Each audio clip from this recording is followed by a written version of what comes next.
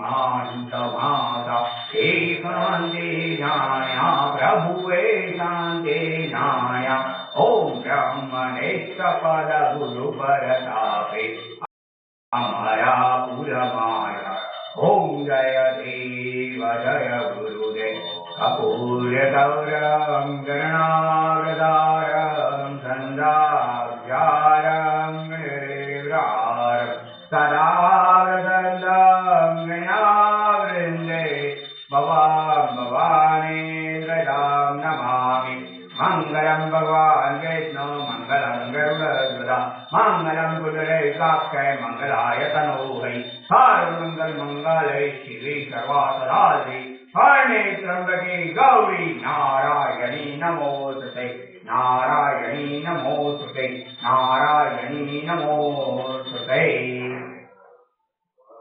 हरि ओं ब्रह्मानंदं परमसुखदं हेवरज्ञानमूर्ति वन्वादितं गगनसदृशं तादमर्यादिलक्ष्यम् एको नित्यं विमवदनं साध्वजाधिभूतं भावातीतं त्रिगुणरहितं साद्रूढं नमामि।